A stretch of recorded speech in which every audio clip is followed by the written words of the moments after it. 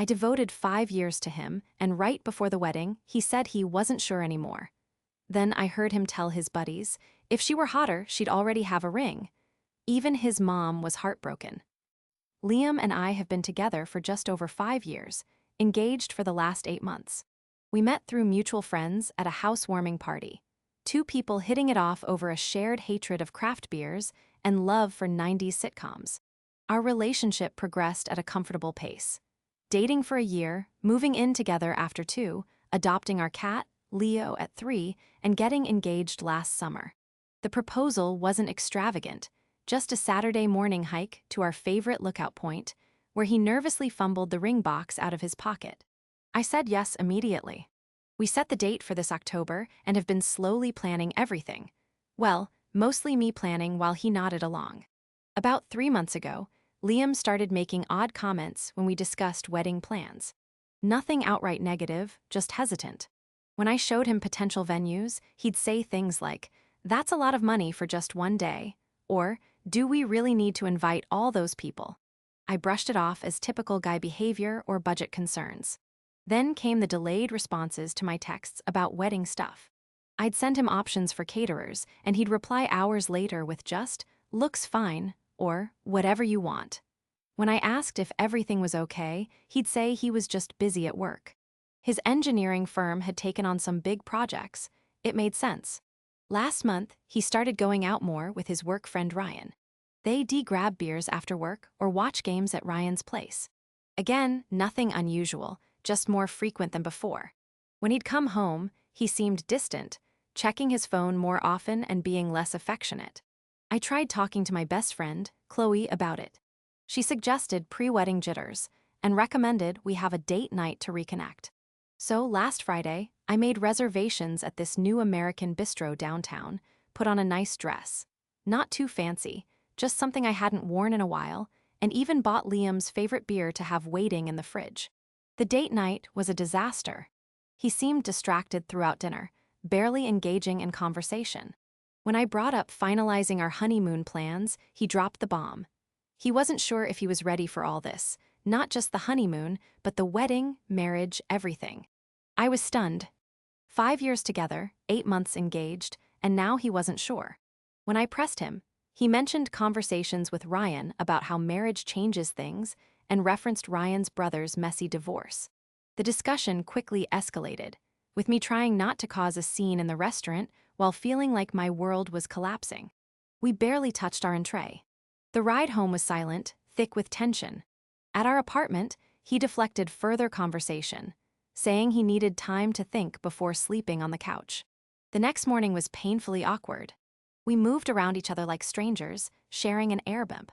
He mentioned meeting Ryan and some work friends for lunch to watch the game at Buffalo Wild Wings, the sports bar downtown. I was too emotionally drained to argue. A few hours later, Chloe called and convinced me to get out of the apartment. We went for coffee, and I unloaded everything.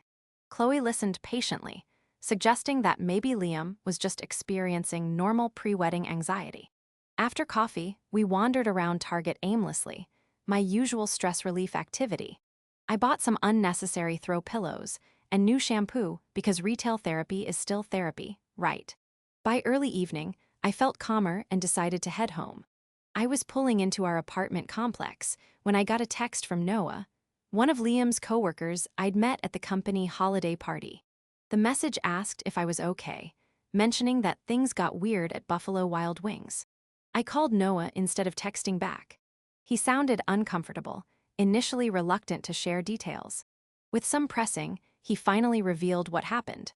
The guys had been giving Liam a hard time about wedding planning, and when Ryan asked if he was ready to be with one woman forever, Liam expressed doubts about the wedding timing. When Ryan asked what was holding him back, Liam, who was apparently drunk, said something like, "If you were prettier, I'd be more excited about marrying you," then laughed it off like it was a joke. Noah told me he and some other guys called Liam out for the comment, but Liam just got defensive and said they couldn't take a joke. I sat in my car, crying for 20 minutes after that call. The man I loved for 5 years, who I thought loved me, had publicly joked about my appearance being the reason he was hesitant to marry me. When I finally went inside, Liam was passed out on the couch, still in his clothes from earlier. The apartment smelled like stale beer. I took Leo into the bedroom with me and locked the door. Sunday morning, I woke up to the smell of coffee and bacon, Liam's standard apology breakfast. He looked hungover and sheepish, clearly hoping food would smooth things over. When I confronted him about what Noah had told me, his face fell. He immediately tried to downplay it, claiming he was drunk and being stupid. According to him, the guys were ragging on him about being tied down, and he'd said something dumb to shut them up. His defense of guys being guys only made things worse. We argued about how he could humiliate me in front of his friends, with him insisting that wasn't his intention. He tried to explain that he was stressed about wedding costs and pressure, but I couldn't get past the fact that he'd used my appearance as the punchline to a cruel joke. I couldn't stay in the apartment with him. I grabbed my purse and headed for Brandon's place. My brother has always been my safe harbor during rough times. When I told him what happened, he was furious, ready to confront Liam directly. I managed to calm him down, explaining that I just needed space and a place to stay while figuring things out. Throughout Sunday, Liam kept texting apologies and pleas to come home and talk. I responded only once, saying I needed time. I called in sick to work on Monday, unable to face answering phones at the physical therapy clinic while pretending everything was fine. Around 9:00 a.m. Monday morning, I got a call from Susan, Liam's mom. We've always gotten along well. She's been more supportive of our relationship than my own mother, who lives in Texas with husband number 3. She sounded upset, saying Liam had called her the night before, and there was something important I needed to know. She asked if we could meet somewhere to talk, and that's where I am now. Sitting in my car outside the Starbucks where I'm supposed to meet Susan in 15 minutes, wondering what else there could possibly be to know and if my 5-year relationship is completely over. I never thought I'd be writing this post. I keep looking at my engagement ring, wondering if I should have seen this coming. Was I blind, or did things really change this suddenly? Should I hear Susan out? What could she possibly tell me that would make any of this okay? First update. First, thank you all for the overwhelming support on my original post. I didn't expect thousands of comments. I tried to read as many as I could between crying sessions and stress-eating the emergency Chips Ahoy from my brother's pantry. For those asking, yes, I met with Susan, Liam's mom, and I'll get to that at the end of this update. A lot has happened in the last 2 days, and I'm still processing everything. After posting on Monday, I called in sick to work again. My boss was understanding. I've only used 2 sick days in the past year, and apparently I sounded like death on the phone. I spent most of the morning in Brandon's spare room, a storage closet, really scrolling through your comments and trying to gather my thoughts. Around noon, Chloe came over on her lunch break with sandwiches from that Potbelly sandwich shop near the General Hospital where she works. I hadn't eaten much since Sunday, so even though I wasn't hungry, I forced myself to take a few bites. Chloe gently reminded me that I couldn't avoid Liam forever. We lived together, had joint accounts, and eventually would need to talk. She was right, obviously. I couldn't hide at my brother's place indefinitely, especially since Brandon's girlfriend was coming over for dinner that night. The last thing I wanted was to be the sad third wheel at their Taco Tuesday. After Chloe left, I took a shower, borrowed one of Brandon's hoodies. Don't judge, it was comforting, and drove back to my apartment. The whole way there, I rehearsed what I wanted to say. I wasn't going to yell. I wasn't going to cry. I was going to be calm and mature and get answers. When I pulled into our parking spot, I noticed Liam's truck was there. He should have been at work. My stomach knotted as I walked up the stairs to our second-floor unit. I unlocked the door to find him on the couch in sweats, looking like he hadn't slept, surrounded by wedding planning binders that I'd put together over the last 8 months. Leo was curled up next to him, the little traitor. He seemed surprised and relieved to see me. When I asked why he wasn't at work, he mentioned taking personal time.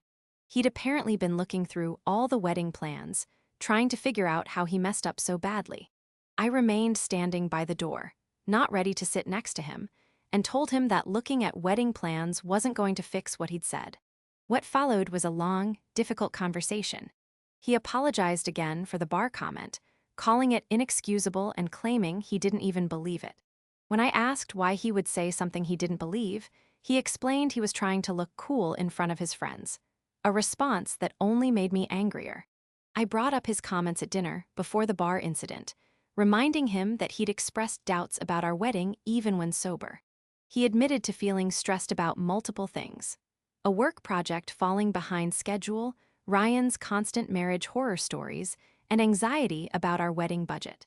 But instead of talking to me about these concerns, he bottled everything up until it exploded in the worst possible way. As our conversation progressed, he revealed something new: fears about turning into his father. Liam rarely talked about his dad, who left when he was 12 after having an affair with a coworker and moving to Colorado to start a new family. Although Liam had always insisted, it didn't affect him much. He now confessed that he worried about having some genetic predisposition to cheat or abandon his family. I pointed out that he wasn't his father, and that genetics don't determine relationship choices. His response was telling. He wondered if he could really promise forever when forever seemed so impossible based on what he'd witnessed growing up. When I asked if he'd discussed these fears with anyone else, he hesitated before admitting he'd been talking to Noah sometimes. Apparently, they'd gotten closer since Noah joined the company, and Noah had gone through some relationship stuff too. I connected this to why Noah had called me about the bar incident. He already knew about Liam's doubts. The conversation took another difficult turn when I asked exactly what Liam had been feeling. His answer was painfully honest: scared, overwhelmed, and uncertain about marriage despite loving me. He explained that he kept thinking about how his parents seemed happy until suddenly they weren't, and he feared creating the same situation with us. I asked why he hadn't shared these feelings sooner. He claimed he was afraid I'd think he didn't love me enough. The irony wasn't lost on me. By hiding his fears, he'd created exactly the situation he was trying to avoid. When I questioned whether his joke about my appearance came from a real place of unattraction, he insisted he'd always found me attractive, referencing our first meeting at the housewarming party, mentioning specific details about my green sweater and his terrible beer pong skills. According to him, the comment came from insecurity and a misguided attempt to seem in control in front of his friends rather than appearing trapped. As we continued talking, I asked a crucial question. Were his doubts about marriage in general or about marrying me specifically? His hesitation before answering told me everything. He finally admitted that, while his fears were primarily about marriage and commitment, part of him wondered if we were right for each other long-term. This hurt more than the appearance comment.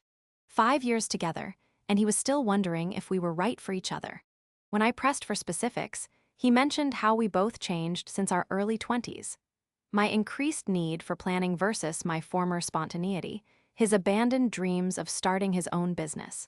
Although I pointed out that growth and change are normal in relationships, he questioned whether we'd grown together or apart. By this point, I felt emotionally drained. I told him I needed time away to process everything: his public humiliation, his hidden doubts, and now his uncertainty about our compatibility. He pleaded for us to work through it together, offering to try therapy or couples counseling, but I remained firm about needing space. As I was about to pack more clothes, he mentioned my phone had been buzzing. I checked and saw 3 missed calls from Susan. With everything happening, I'd completely forgotten our planned coffee meeting. When I mentioned this to Liam, his expression changed to confusion, then concern. He asked what his mom wanted to talk about, and I explained she'd called crying the previous morning, saying she needed to discuss something important after his Sunday night call to her. His reaction was telling.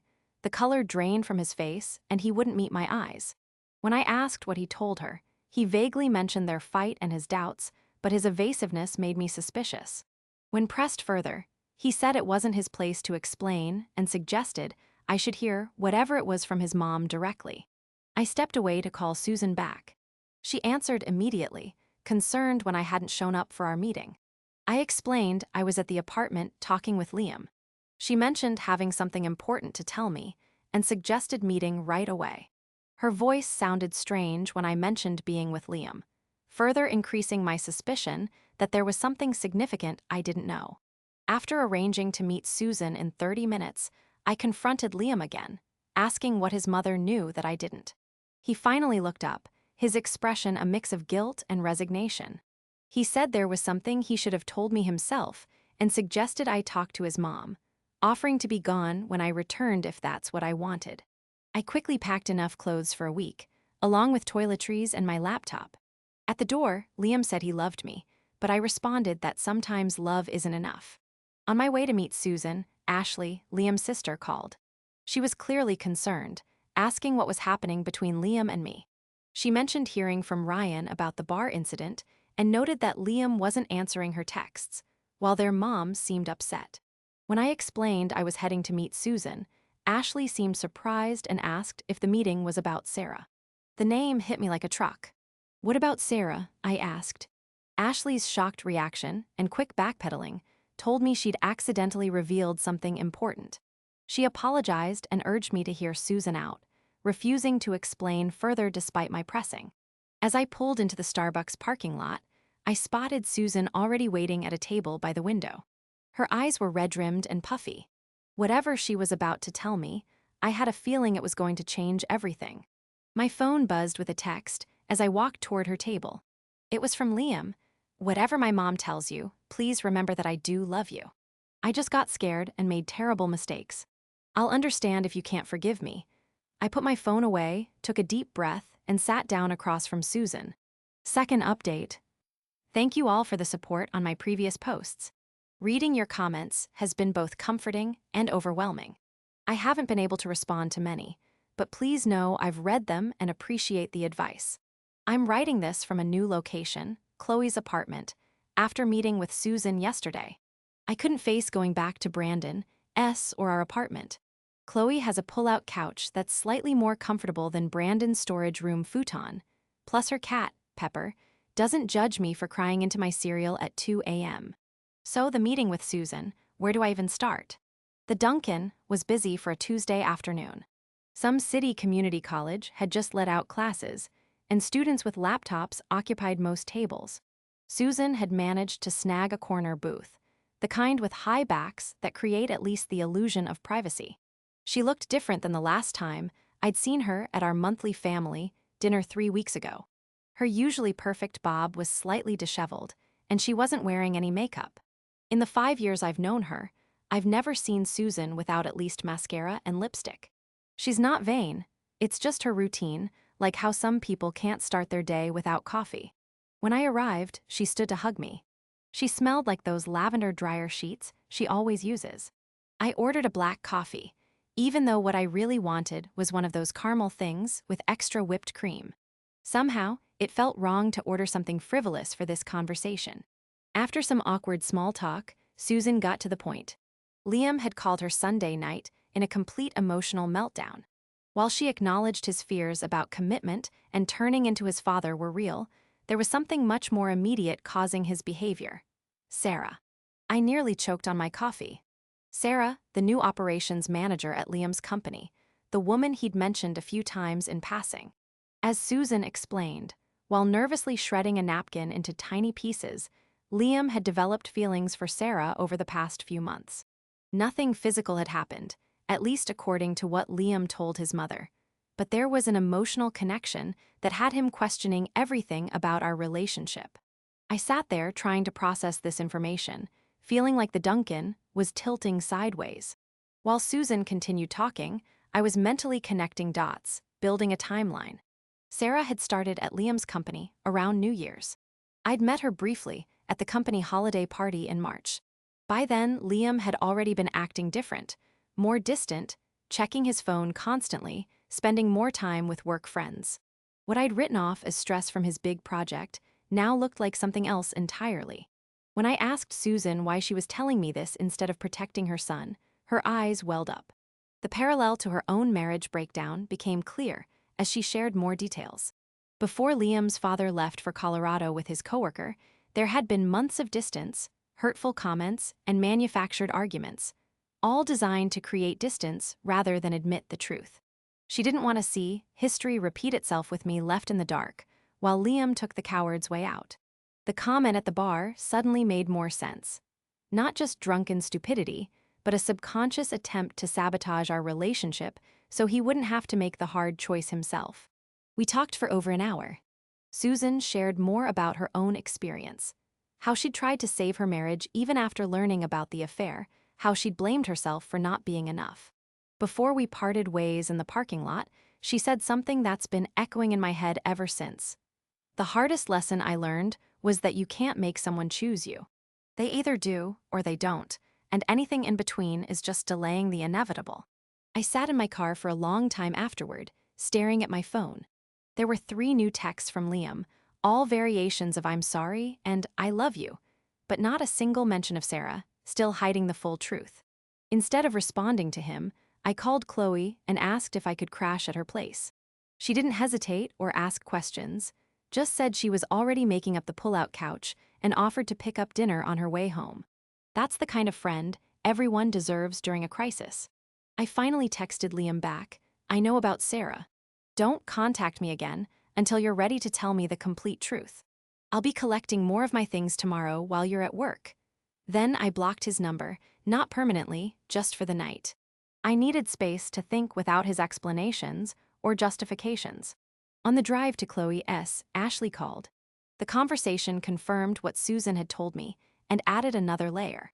She had overheard Liam and Ryan discussing the situation last Thursday. She'd confronted her brother and made him promise to be honest with me after the weekend. Clearly, he'd failed to follow through on that promise. What surprised me most was Ashley's unwavering support. Despite being Liam's sister, she made it clear she was on my side in the situation. The relief I felt was enormous. I'd been worried about losing not just Liam but his entire family, who had become my family over the years. Chloe's apartment was exactly what I needed that night. A neutral space where I could just exist without explaining myself. We ate food on her living room floor. Her coffee table was covered with papers from her online class. While watching a baking competition, neither of us really followed. The mundane normality of it was like a life preserver in the middle of my emotional storm. After Chloe went to bed, I stayed up, scrolling through photos on my phone. 5 years of memories with Liam, vacations, holidays, random selfies on ordinary days. Our engagement photos showed us grinning like we'd won the lottery. I was making mental plans for the next day, going to the apartment while Liam was at work, packing more things, maybe talking to the landlord about breaking our lease, when my phone buzzed with a text from an unknown number. "Margot, this is Sarah. I know you blocked Liam. Can we meet tomorrow? There's more to the story that you should know, just the 2 of us."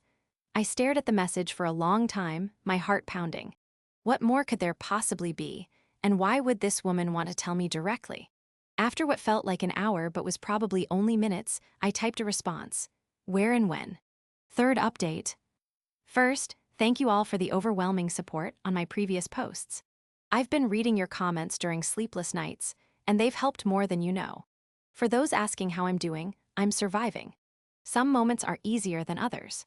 The meeting with Sarah happened, and it went nothing like I expected. We met at this little first watch near the park, neutral territory, I guess. When I arrived, she was already there, nervously scrolling through her phone. She looked different than I remembered from the company party, less polished, more human somehow. Her hair was pulled back in a messy bun, and she wore minimal makeup. What surprised me immediately was how uncomfortable she seemed. If she'd been having some secret emotional affair with my fiancé, shouldn't she have been more confident? Instead, she kept fidgeting with her coffee cup, avoiding eye contact. The conversation revealed 2 major bombshells. First, Sarah had no idea Liam had developed feelings for her until Ryan mentioned it casually last week. According to her, she and Liam had worked closely on a project, occasionally texting about work after hours, but nothing that crossed any lines from her perspective. She'd never flirted with him or encouraged anything beyond a work friendship. She showed me their text history. Mostly work stuff, occasional memes, nothing romantic or inappropriate. She even had a boyfriend of 3 years who sometimes joined their group for happy hours. The second revelation was about Ryan. Apparently, he'd been deliberately stirring things up. Sarah had overheard him at work encouraging Liam to explore his options before settling down, specifically mentioning her as someone who gets Liam better than I do. She explained that Ryan had been telling everyone at work that Liam was having cold feet about the wedding, making jokes about him being trapped and missing out on his freedom. By the end of our meeting, I felt strangely calm.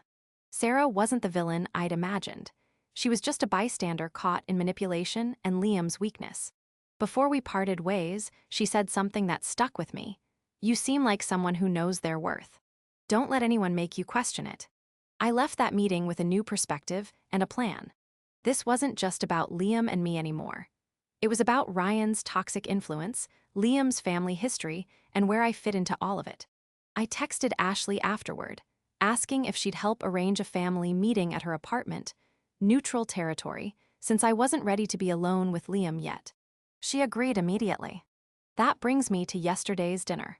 Ashley had set everything up in her small but cozy apartment. She'd ordered food from that Carmine's near her building. Nothing fancy, just pasta and salad. Susan arrived first, then Ryan. Ashley had insisted he attend, and finally Liam, who looked like he hadn't slept in days. The first 20 minutes were excruciating. We all sat around Ashley's dining table, pushing pasta around our plates, making strange small talk about the weather and Ashley's new coffee table. The elephant in the room was practically stealing food off our plates, but no one wanted to be the first to acknowledge it. Finally, Susan broke the silence by stating bluntly that we weren't there for a social gathering, but to address what had been happening and find a way forward. That opened the floodgates. I shared what I'd learned from Sarah, watching Ryan's face carefully as I spoke. The way his expression shifted from confusion to defensiveness told me everything. He tried to interrupt, claiming he was just looking out for his friend, but Ashley shut him down immediately. Liam mostly sat in silence, staring at his barely touched pasta. When directly addressed, he admitted that Sarah had just been friendly, but he'd built it into something else because he was scared of turning into his dad. Susan visibly flinched at that comment. When I brought up the joke at the bar, Liam looked genuinely ashamed.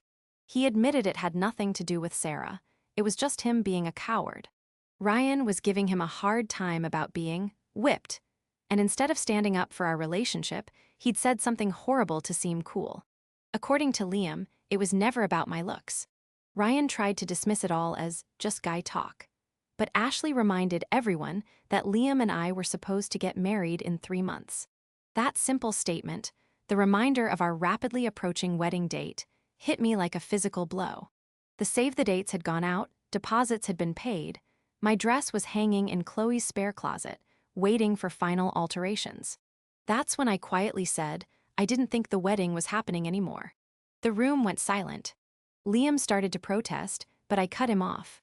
I explained how I'd spent the last week trying to understand how we got here. What I'd realized was that this wasn't just about Sarah, or that joke, or even Ryan's toxic influence. This was about Liam not being honest with me or himself. I told them how I'd ignored the signs for months. His disinterest in wedding planning, his increased time with Ryan, his emotional distance. I'd made excuses because it was easier than confronting the truth. But I deserved someone who was certain about me, someone who didn't need a family intervention to figure out their feelings. Ryan made a snarky comment about me being dramatic, which earned him simultaneous "shut up" responses from both Susan and Ashley. Liam insisted he was certain about loving me, just scared of messing everything up. I pointed out that he already had. The conversation continued for hours. There were tears, heated words, especially between Ashley and Ryan, and difficult truths. We rehashed old wounds and uncovered new ones. Around midnight, when everyone was emotionally exhausted, we reached the inevitable conclusion. The wedding was off. Our 5-year relationship had run its course. It wasn't a screaming match or a dramatic exit. It was a mutual recognition that something fundamental had broken between us. Trust, maybe. It could be rebuilt eventually, but not in time for an October wedding. Not with Sarah still working at Liam's company. Not with the echo of that joke still hanging between us. Ashley drove me back to Chloe's place afterward, assuring me this didn't change my relationship with her or Susan. According to her, I was still family to them, regardless of what happened with Liam. When I got back to Chloe's apartment, I sat on the pull-out couch in the dark, letting the reality wash over me. 5 years gone, wedding canceled, future unknown. I didn't cry right away. Instead, I made a list in the Notes app on my phone. Call venue to cancel, deposit probably gone, return ring, contact guests, move out of apartment, change relationship status on social media. Hey. It was past 2 a.m. when Chloe shuffled out from her bedroom. She'd heard me come in and wanted to check if I was okay. When I told her the wedding was off, she simply sat beside me on the pullout and put her arm around my shoulders. We sat like that until sunrise, not saying much, just existing in the strangeness of my new reality. This morning, I woke up to a text from Liam asking if we could meet to discuss practical matters. The apartment lease, separating our finances, what to do with the furniture we bought together. So adult, so final. I also had a message from Brandon asking when he should come over to help pack my things, my brother, always practical. And one from my mom, who'd somehow heard through the grapevine, probably from one of my cousins who follows Ashley on TikTok, and wanted to know if she should cancel her flight for the wedding. The ring feels heavy on my finger now. I've been twisting it absently, a nervous habit I didn't realize I had. It's a simple design, a round diamond in a white gold setting, nothing flashy or elaborate. Liam had chosen it because it was classic, like our relationship. The irony isn't lost on me. I called the venue this morning. The coordinator was sympathetic, but firm. The deposit is non-refundable this close to the date. $8,000 down the drain, money we'd saved for over a year, cutting back on vacations, new clothes, and dinners out. The practical side of me winces at the waist. The emotional side doesn't care about money right now. Ashley texted that she'd found a photographer who might be willing to transfer our deposit to another event in the future.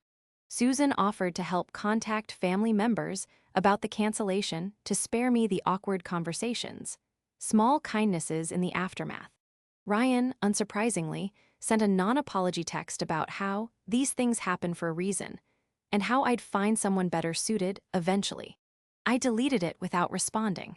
Sarah sent a short message, expressing her regret about the situation and assuring me again that nothing happened between them. I believe her, strangely enough. She seems like collateral damage in this mess, a convenient projection for Liam's fears and Ryan's manipulation. The hardest part is the mundane reminders.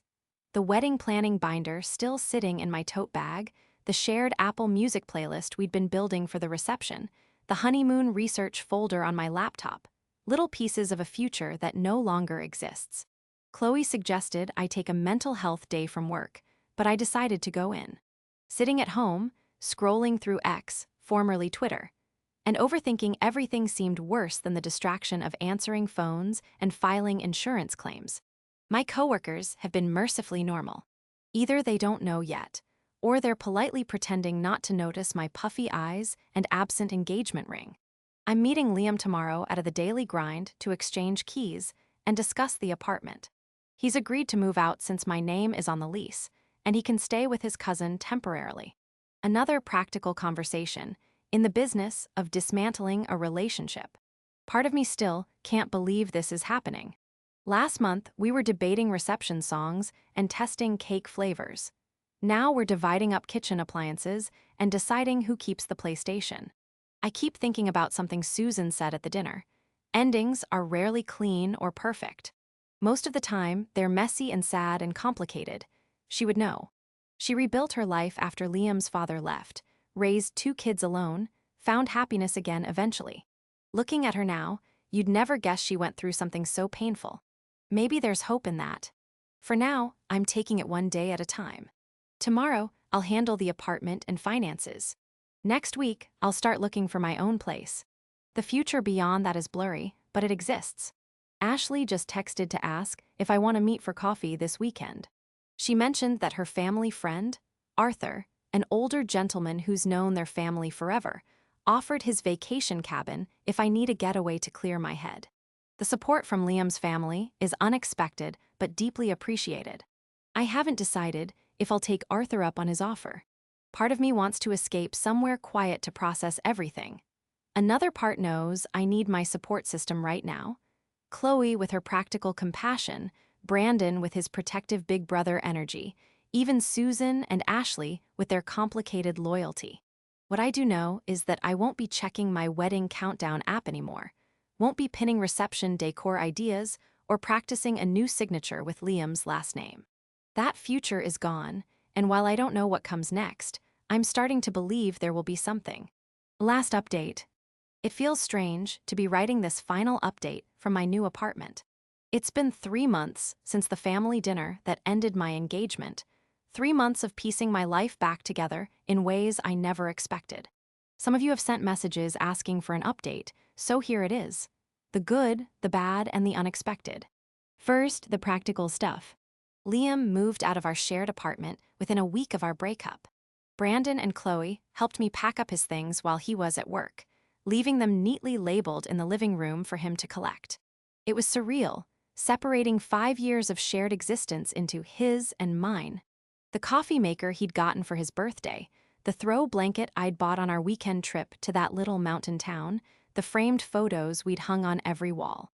The apartment felt hollow afterward, like a stage set rather than a home.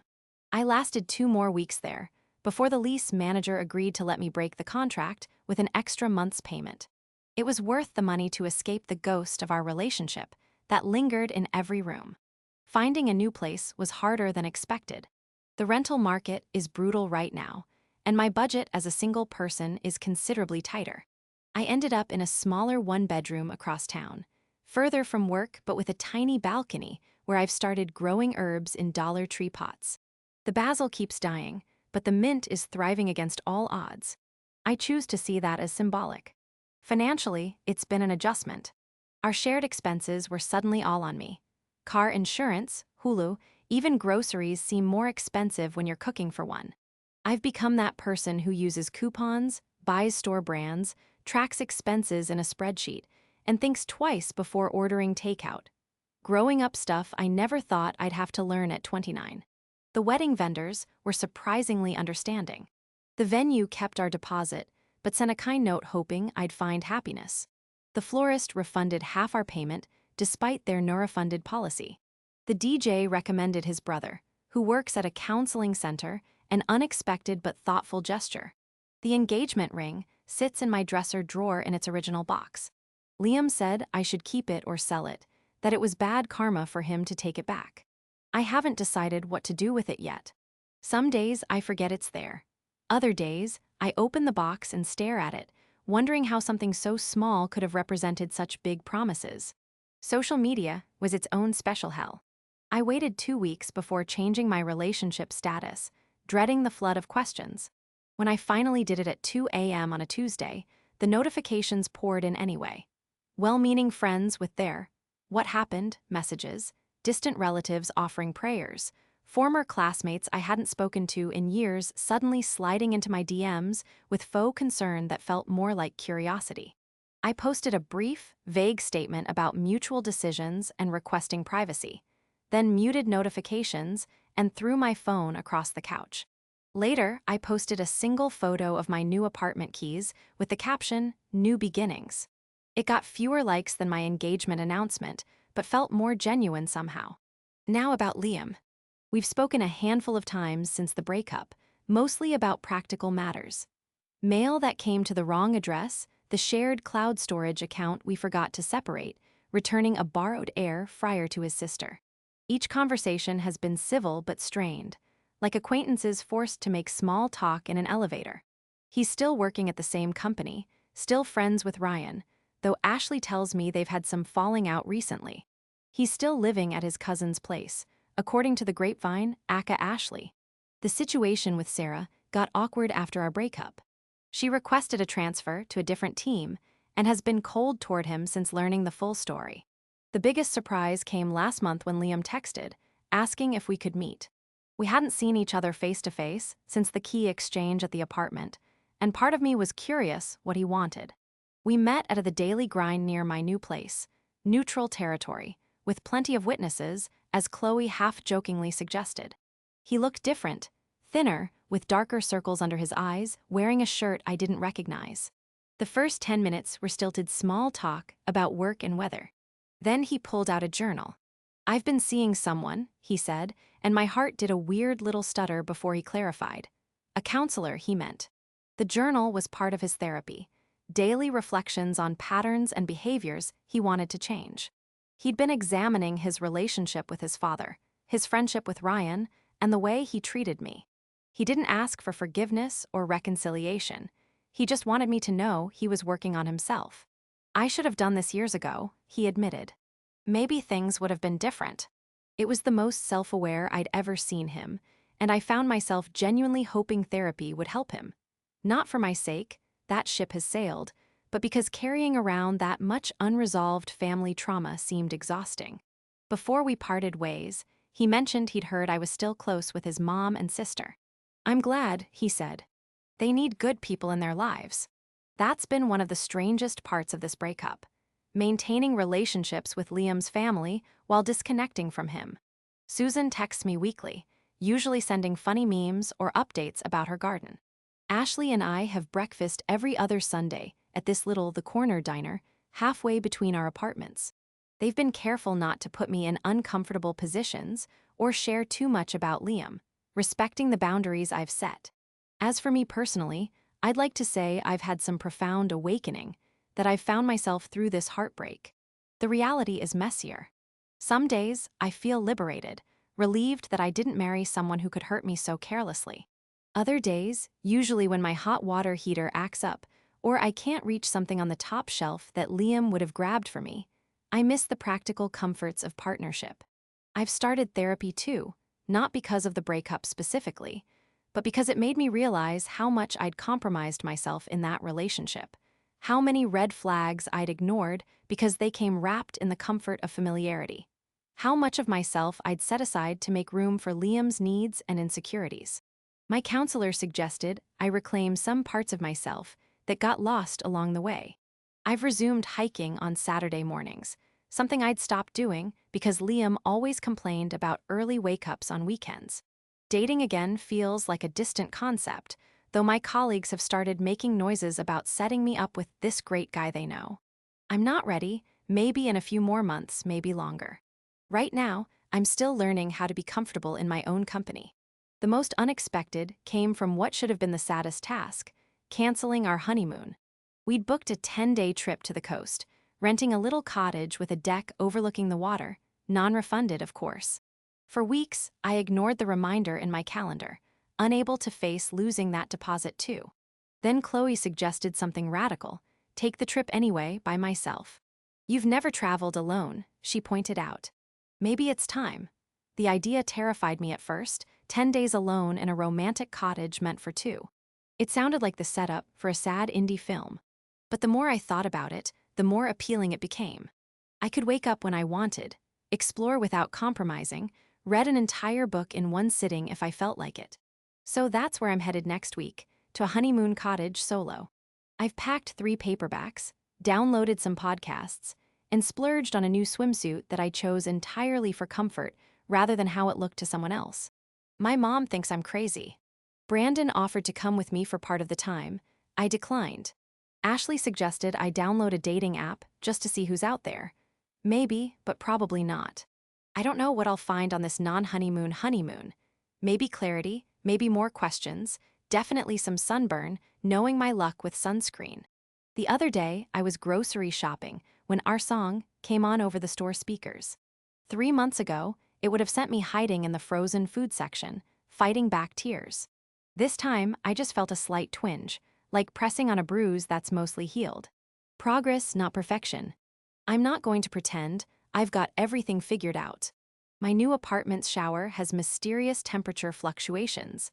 I killed another basil plant yesterday, and I still occasionally grab my phone to text Liam about something funny before remembering we don't do that anymore. But I'm here in my new space with my thriving mint plant and my solo travel plans, figuring it out one day at a time.